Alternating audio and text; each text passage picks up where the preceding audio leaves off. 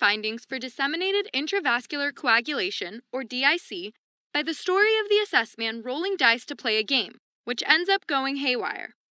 DIC is not a disease, but rather the result of another disease process or disorder that causes the improper initiation of the clotting cascade, shown by the roll of the dice initiating a stampede of clogs down the cascading steps.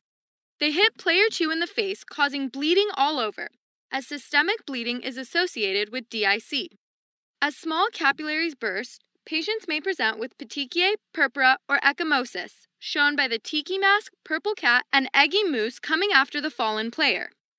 Patients often lose a large amount of blood, and that decreases the number of circulating red blood cells available to properly oxygenate the tissues, resulting in a change in LOC, the delta halo on the guy about to get kicked off as he reaches up to hit the up arrow on the PT and PTT hourglass, begging for more time, as patients with DIC have a prolonged or increased PT and PTT.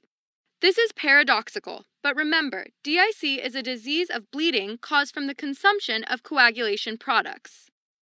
Patients who have hypovolemia associated with DIC may present with cyanosis, the cyan crayon crossing off the player.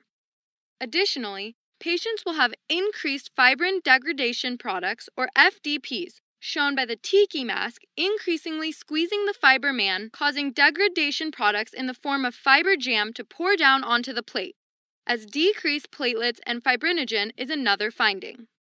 So in quick review, DIC occurs due to improper initiation of the clotting cascade. It results in systemic bleeding with possible signs such as petechiae, purpura, and ecchymosis. Patients may present with a change in LOC, increased PT and PTT, and cyanosis. Other lab values include increased FDPs and decreased platelets and fibrinogen. This dice game is kind of like Jumanji. People start playing thinking it'll be fun, only to find out there are serious consequences for losing.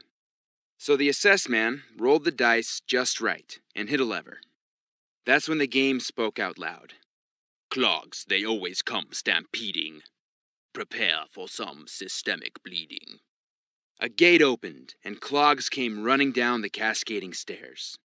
They stomped on the other player, causing him to bleed all over. And that's when the smell of blood attracted wild animals from the Jumanji jungle. An eggy moose with a large bruise busted into the room, and a vicious purple cat with purple spots took the player by the leg and started dragging him away, while a tiki mask chanted his voodoo magic. The player's LOC quickly changed, and he slammed the game's PT and PTT hourglass onto the ground, begging for more time. But it was too late, as a cyan crayon crossed the player off. For him, the game was over.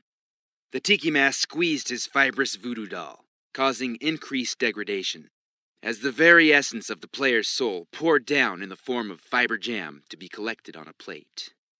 And the tiki mask spoke out one final time as the player was pulled away into the night. Your soul is mine.